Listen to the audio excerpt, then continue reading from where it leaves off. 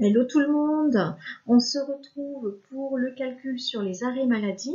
Dans cette première vidéo, nous allons voir ensemble le maintien à 90% du salaire avec 7 jours de carence, il s'agira du salaire brut.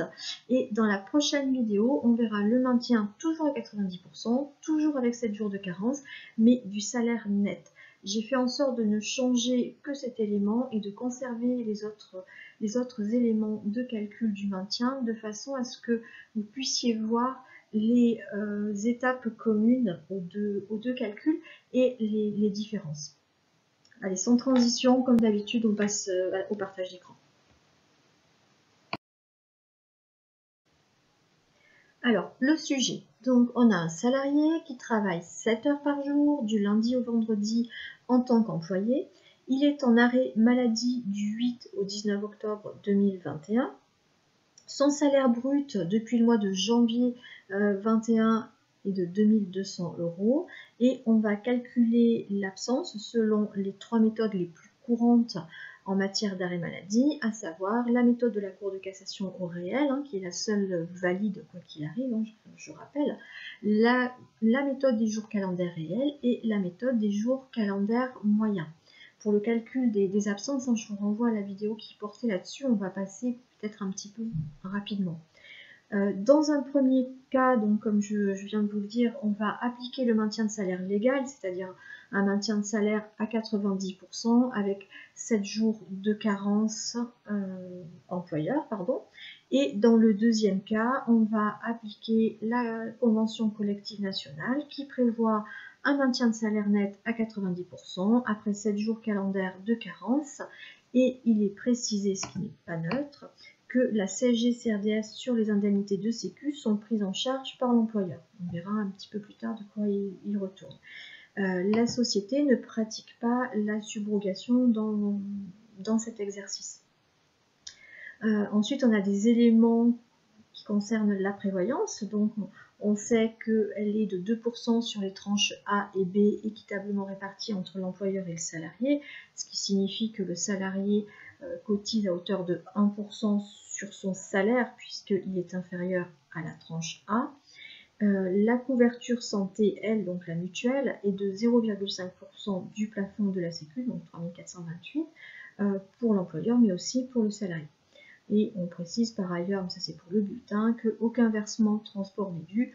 L'ATO, bien sûr, le taux AT est de 1% et le taux PAS est de 0,8%. Alors, passons à présent à la première étape qui est le calcul de l'absence.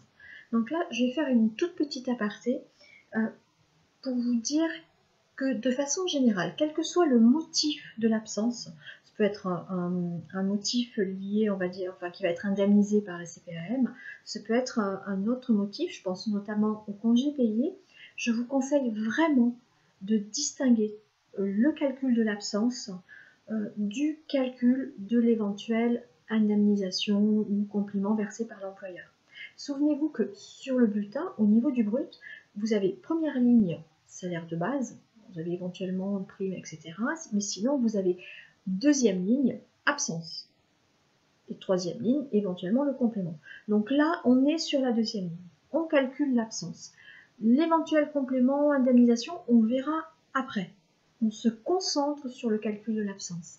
C'est, à ma connaissance, la meilleure façon de ne pas tout mélanger entre l'indemnisation et le calcul sur l'absence. Alors c'est un petit peu moins vrai ce que je dis pour le calcul au niveau des arrêts maladie. Par contre, je sais qu'au niveau des congés payés, si on ne se distingue pas de cette façon-là, au début en tout cas, il peut y avoir des amalgames et des mixtures qui se font dans la tête et qui ne sont pas toujours bonnes pour la mémorisation et pour la compréhension. Donc, je ferme ma parenthèse. Et nous allons effectuer les calculs selon donc la méthode au réel et les deux méthodes calendaires, donc la méthode calendaire réelle et la méthode calendaire à la moyenne, de façon moyenne. Hop. Alors, on commence. Donc, notre salarié a, pour le mois d'octobre, un planning qui se présente sous cette forme-là. Il travaille du lundi au vendredi, 7 c'est 7 heures, hein, bien sûr, par jour, ce qui fait qu'au niveau réel, il va travailler 147 heures. Il aurait dû travailler 147 heures, et pour ces 147 heures de travail, il aurait dû percevoir 2200 € brut, bien sûr. Il se trouve que notre salarié va être absent du 8 au 19 octobre. Je bloque, je ne sais pas pourquoi, ça m'arrive de temps en temps. Il va être absent du 8 au 19 octobre. Donc il va avoir une absence au réel de 56 heures. Il va être absent 56 heures sur 147 heures. Eh bien, au réel, 2002 fois 56 que divise 147, on va avoir une absence de 838,10 €. D'accord ? Si c'est pas clair, je vous laisse revenir vers la vidéo sur le calcul des absences. Je vais passer, alors rapidement c'est un grand mot avec moi, mais je vais passer pas trop lentement sur cette partie-là. Deuxième étape, deuxième calcul, pardon. Donc cette fois-ci, on va compter en jours calendaires. Donc notre salarié, dans au mois d'octobre, il a tout le monde, hein, d'ailleurs, 31 jours, on est d'accord. Et notre salarié va être absent 12 jours calendaires. Donc je proratise son salaire, 2002 € fois 12 jours calendaires, que divise 31, le montant de l'absence sera de 851,61 €. Donc déjà, on est d'accord que par rapport à la Cour de cassation, on n'est pas bon puisque on va déduire une absence supérieure à ce qu'elle devrait être au maximum.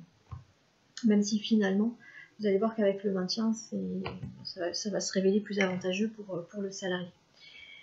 Troisième situation, donc on va compter l'absence en jours calendaires moyens. Donc cette fois-ci, on a toujours 12 jours d'absence, hein. Vous vous souvenez, au numérateur, c'est toujours du réel. Par contre, on considère qu'en moyenne, on a 30 jours dans le mois, donc 2200 € x 12 que divise 30, et ça nous fait une déduction de 880 €. Donc là, pour le coup, c'est beaucoup plus difficile à justifier par rapport aux 851 ici ou aux 838 au réel. Donc,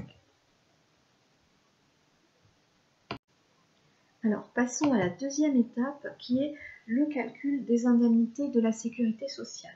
Donc, 2 points avant d'effectuer les calculs. Premier point, on ne calcule les indemnités de la sécu que si on en a besoin. Le calcul des indemnités, c'est le travail et le rôle de la sécu en général.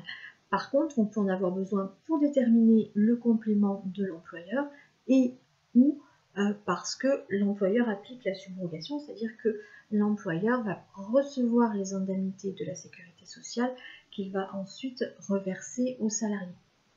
Donc si le salarié ne bénéficie pas de la subrogation et qu'il ne bénéficie d'aucun complément, parce qu'il est absent par exemple pour moins d'une semaine ou parce qu'il a moins d'un an d'ancienneté, on n'aura pas à calculer ses indemnités. Au niveau de l'absence, on transmet l'attestation à la sécurité sociale qui reversera éventuellement les indemnités de sécu aux salariés, et puis de notre côté, on calcule l'absence et ça s'arrête là.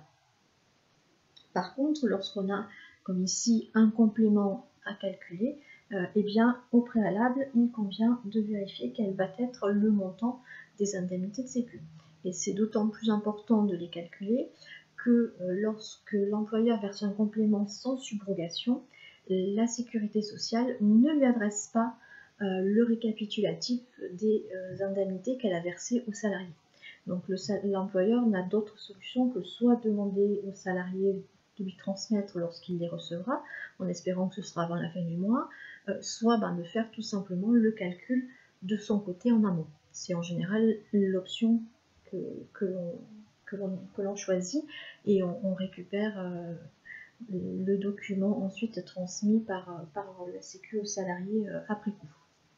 Alors, deuxième point sur lequel je voulais revenir rapidement, il faut bien voir qu'ici, on va calculer les montants de l'indemnité de la Sécu, donc on va se mettre à la place de la sécurité sociale.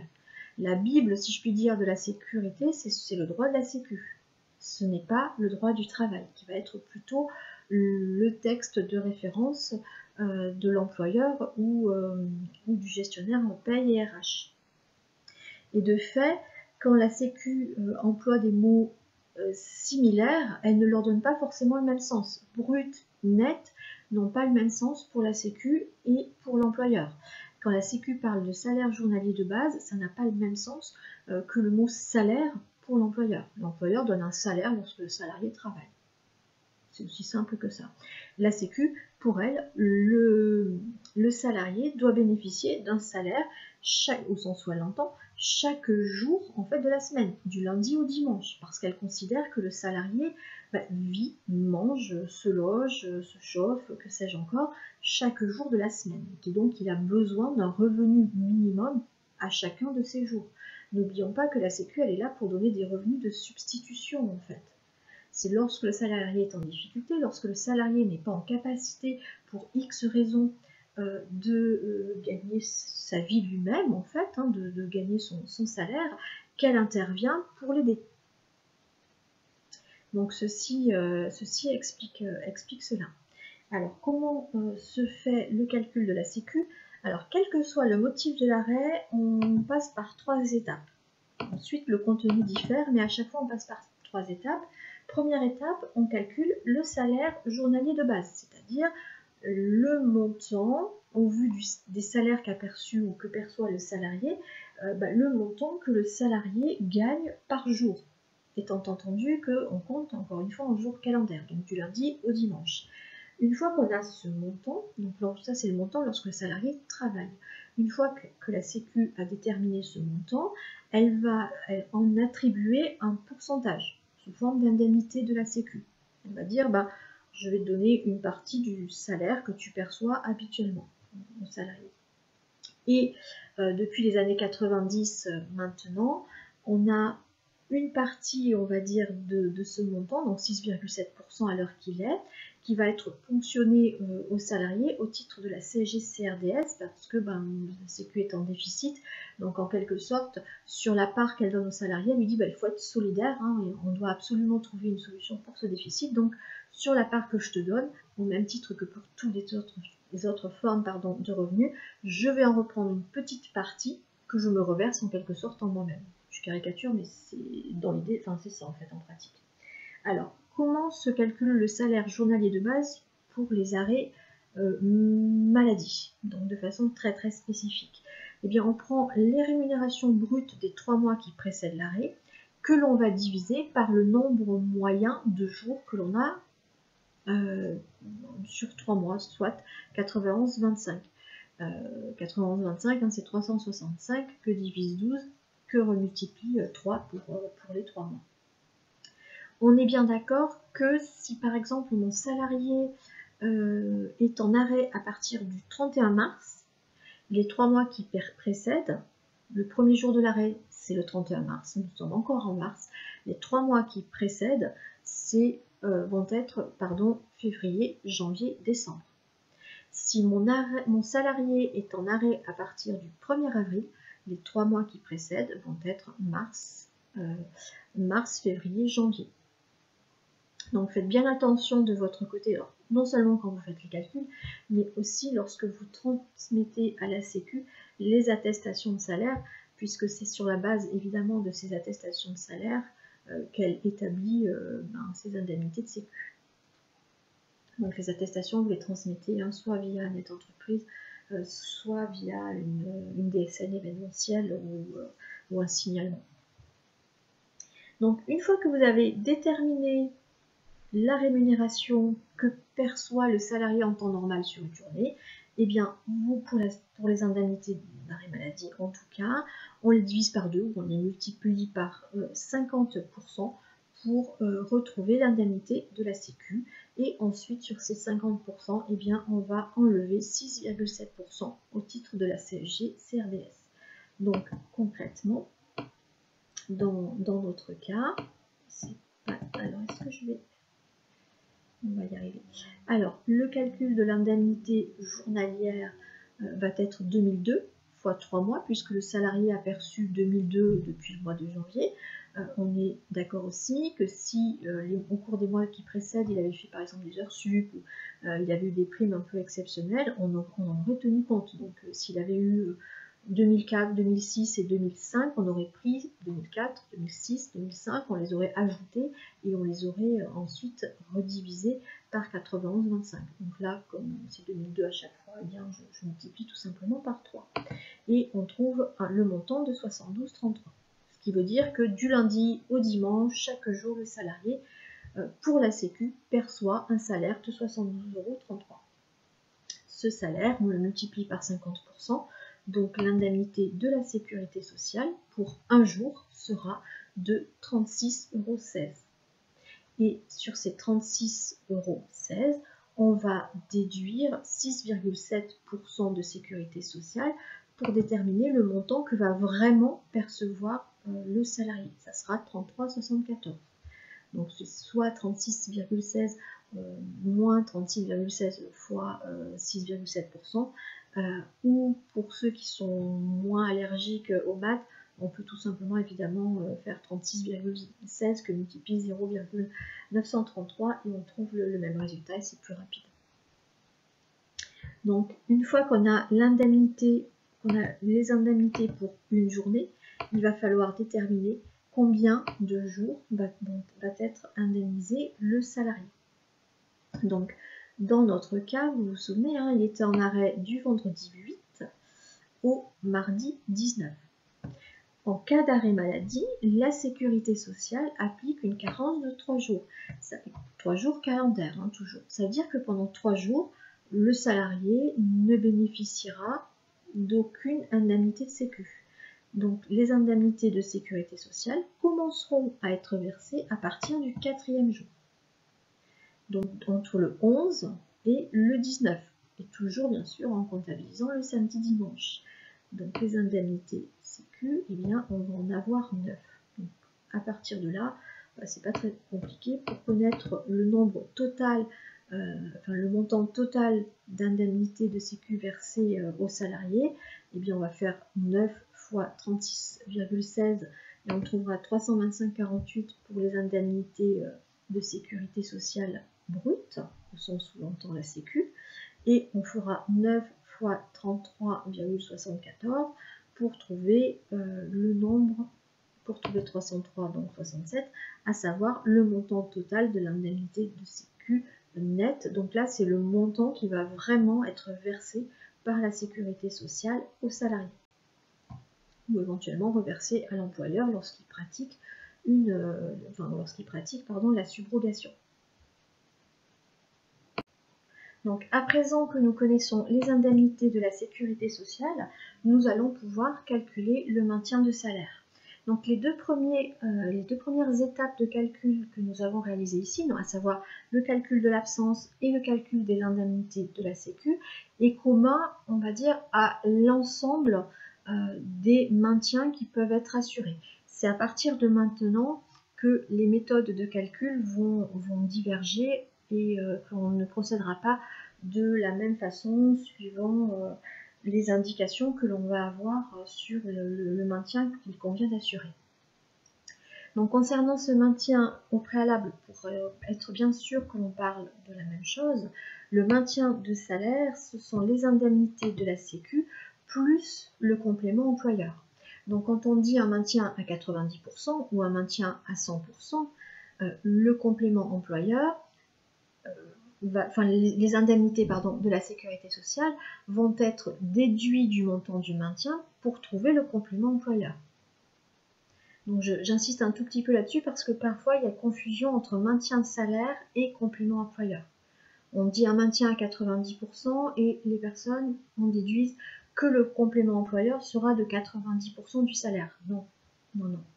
IJ plus complément employeur sera égal à 90% ou 100% du salaire suivant le cas, effectivement.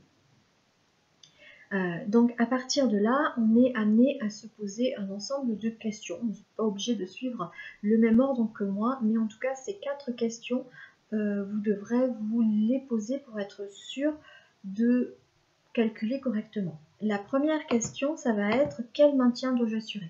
Est-ce un maintien sur le net ou un maintien sur le brut? Donc dans cette première vidéo, là, dans un instant, on va faire un calcul sur le brut et dans la vidéo prochaine, ce sera un calcul sur le net. Si je dois effectuer un calcul sur le net, qui va prendre en charge les 6,7% de CSG CRDS sur les indemnités de Sécu? L'employeur ou le salarié?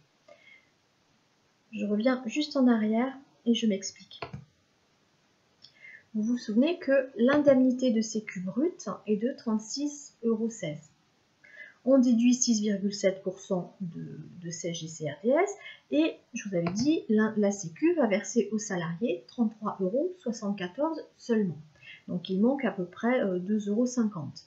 Ces 2,50 € vont être perdus pour le salarié, ou l'employeur va-t-il devoir majorer son complément ici pour compenser et verser lui-même finalement les 6,7% manquants, donc les 2,50 € dans notre exemple, qui n'auront pas été versés aux salariés.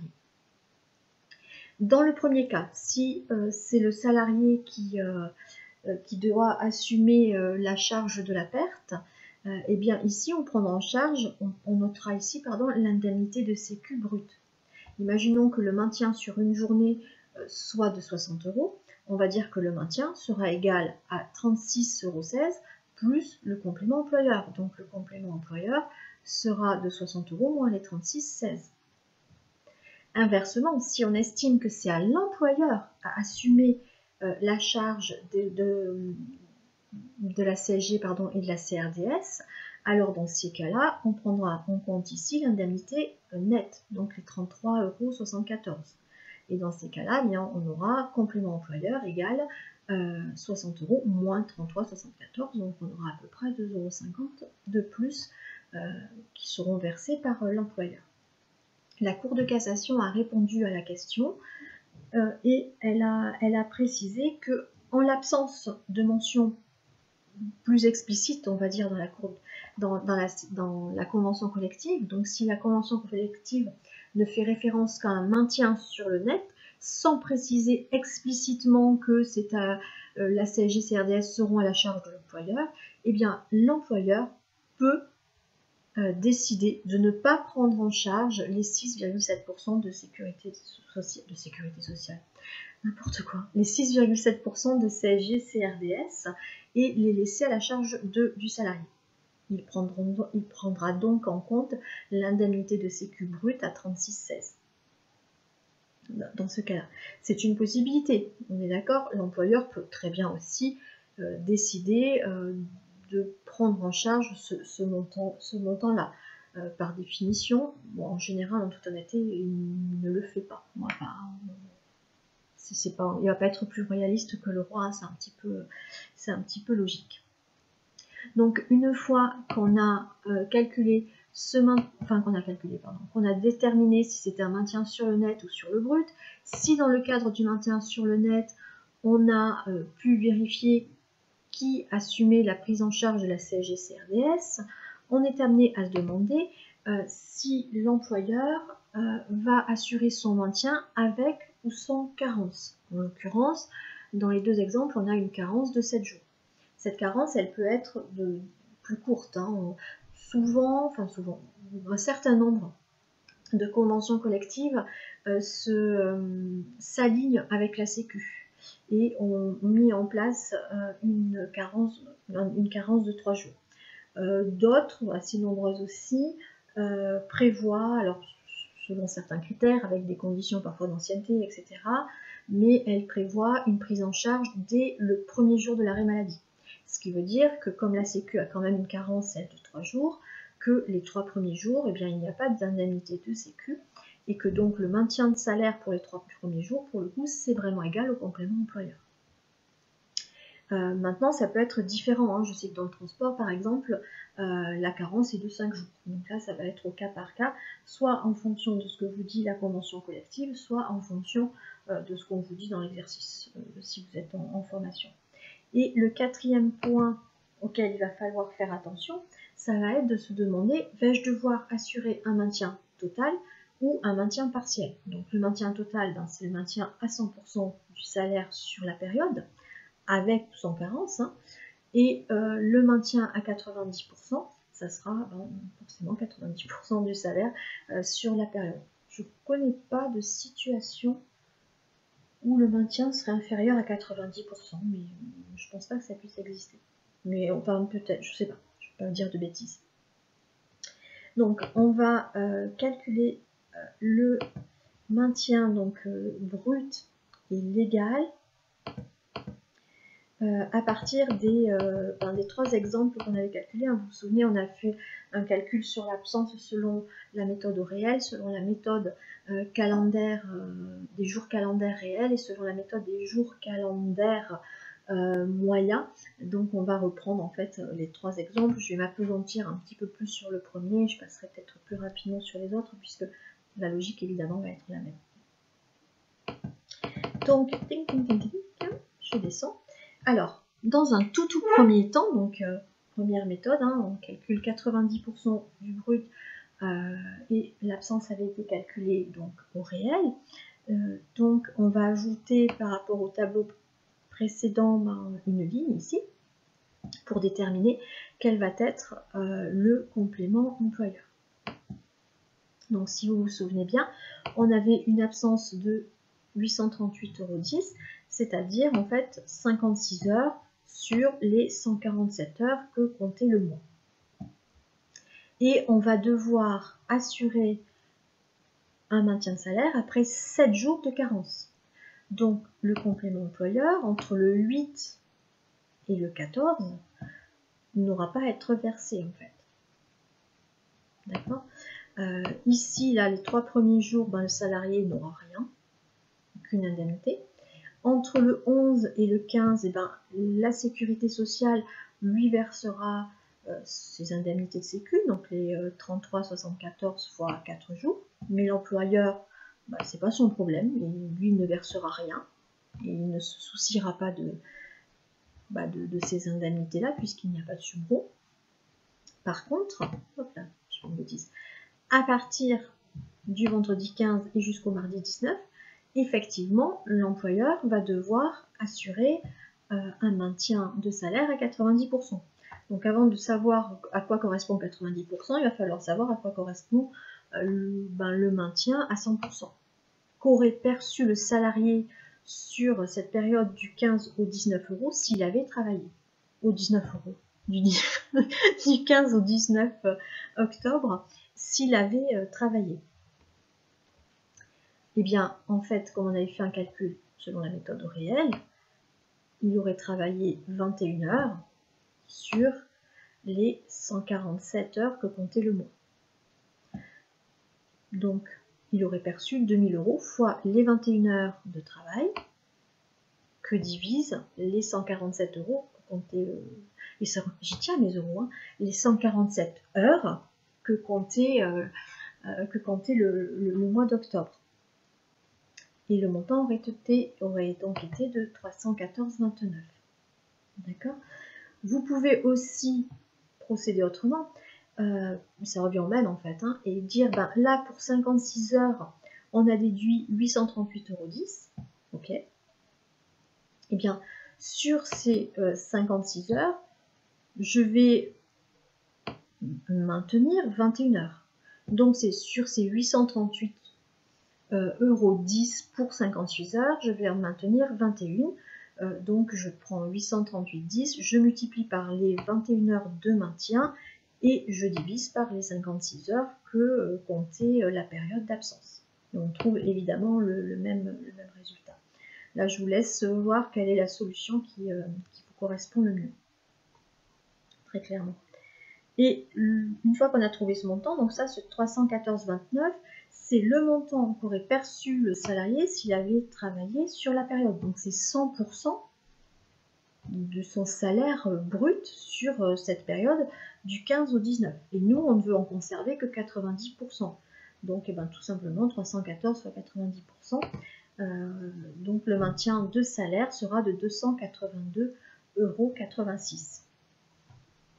Je fais juste une toute petite aparté ici, un petit peu juridico-juridique. Donc pour les personnes débutantes, si vous ne comprenez pas, si vous ne suivez pas, c'est pas grave du tout.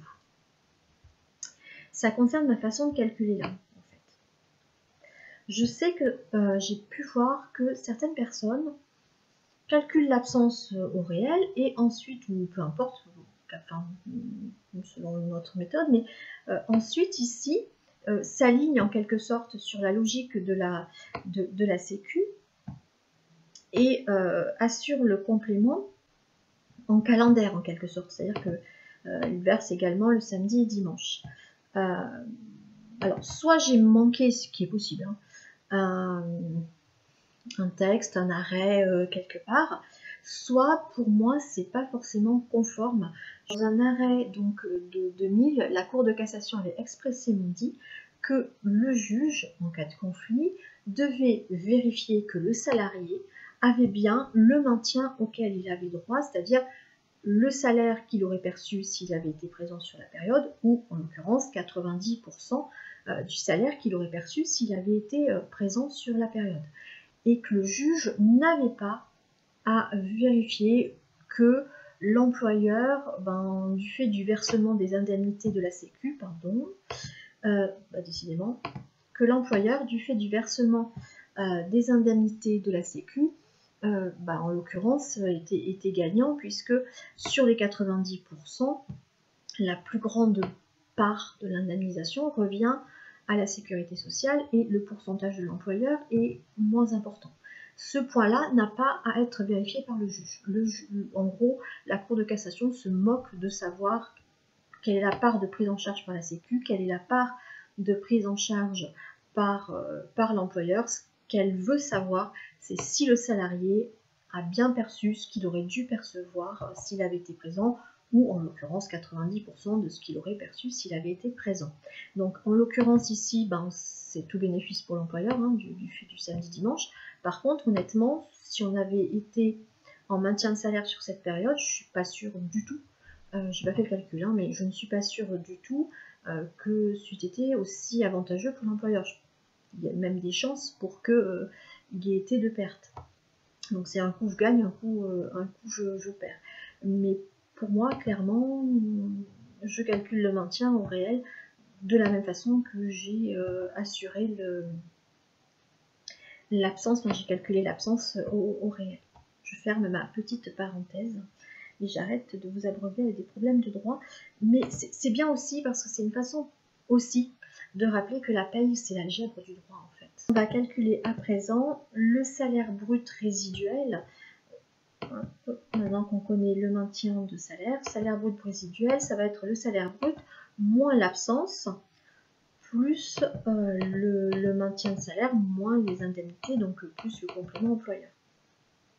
Donc concrètement, sur la période là, on sait que on a 5 indemnités de sécu, ce qui fait 36,16 x 5, 180,80 € en brut, et ce qui fait 33,74 x 5, 168,70 € en net.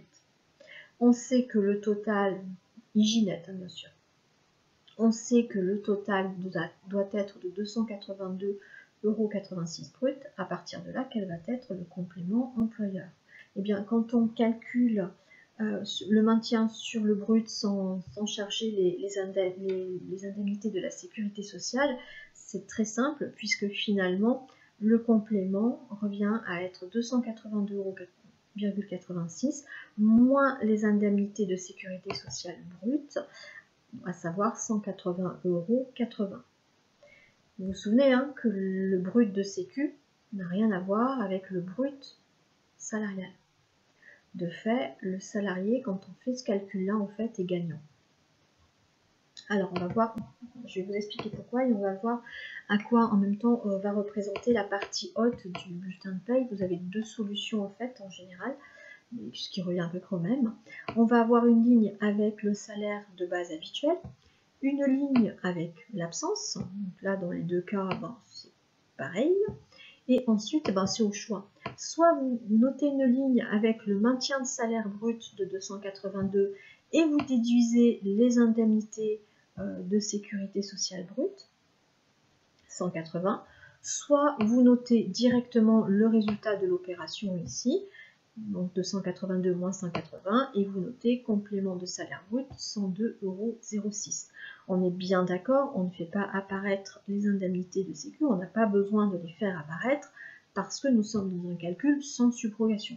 Alors pourquoi est-ce avantageux pour le salarié? Tout simplement parce que le brut salarial ici va être déduit d'à peu près 20-22% pour retrouver le net qui sera payé au salarié. En général, sur un bulletin de paie, le salarié a entre 20 et 22% de cotisation. Or, on sait que les 180 € ici ne vont être déduits par la Sécu que de 6,7% et non pas de 20% en fait. Donc 168 € qui vont être versés. Si j'ajoute 20% à 168, bah, j'aurai un montant supérieur à 180. Et plus ce montant sera élevé, plus la part du complément employeur sera réduite en fait. Donc le fait que ce montant soit inférieur à, on va dire, les indemnités d'Iginette plus 20% de cotisation, 20 ou 22, hein, comme c'est le cas pour les autres éléments du salaire, eh bien, favorise le salarié et majore le complément de salaire qui va être versé par l'employeur. Ça, c'est une petite parenthèse. Alors, on va passer à présent au calcul du maintien brut lorsque l'absence est calculée selon les jours calendaires réels. C'est à peu près la même logique, hein. Comme précédemment, nous avons 7 jours de carence employeur. Et cette fois-ci, par contre, on avait déduit ici 5 jours calendaires sur les 31 jours calendaires que comptait le mois. Donc, on va indemniser le salarié sur 5 jours calendaires, sur les 31 jours que compte le mois, ou 5 jours calendaires sur les 12 jours qui avaient été calculés dans le calcul de l'absence sur la période de l'arrêt maladie. Donc, premier cas, 2002 fois les 5 jours, donc le salaire du mois, hein, que divise les 31 jours du mois, ça fait 354,84. Et deuxième cas, le calcul de l'absence équivalait à 851,61. Donc 851,61 fois les 5 jours sur les 12 jours de l'absence, et bien ça fait aussi bien sûr 354,84. Et sur ce montant, je ne vais conserver que 90% pour assurer mon maintien qui sera de 319,35 €. Et à partir de là, c'est à nouveau la même logique, hein. Je vais déduire les 180,80 € d'indemnité de sécu brute au 319,35, ce qui va assurer un salaire résiduel plus important forcément que dans le cadre du calcul au réel, puisque l'absence avait été, on va dire, le montant de l'absence avait été majoré. Et indirectement, et comme précédemment, je peux aussi bien sûr noter directement le complément de salaire brut au lieu du maintien moins les indemnités de sécu, ce qui revient évidemment au même. Et si je passe à présent au calcul sur l'absence lorsque l'on compte l'absence sur le maintien brut à 90% lorsque l'on compte avec des jours calendaires moyens. Donc 2002 fois 5 jours d'absence avec maintien sur 30 jours calendaires, ça fait 366,67. Et l'absence était de 880 € fois les 5 jours que divisent les 12 jours qui avaient été déduits précédemment, ça fait aussi 366,67. Et on garde 90%, ce qui fait 330 €. Donc, hop. Et encore une fois, toujours la même logique, hein, 330 € de maintien de salaire moins 180 € d'indemnité de sécurité sociale brute, ça fait 149 €. Donc là, le complément employeur sera de 189 €. Ou si vous préférez, on assurera un maintien de salaire brut à 330 et une déduction pour indemnité de sécu à 180,80 €. Et bien voilà, on en a fini avec le calcul sur le salaire brut. Donc dans la prochaine vidéo, je ne reviendrai pas, enfin très rapidement, sur le calcul sur l'absence et sur le calcul des indemnités de sécu, puisque ce sera la même chose. Et on passera plus de temps sur le salaire net, donc résiduel, qu'il conviendra d'établir, et puis sur la reconstitution ensuite du salaire brut à partir du salaire net résiduel, ce qui suppose au préalable de calculer le salaire net habituel. Mais bon, ça on verra la prochaine fois.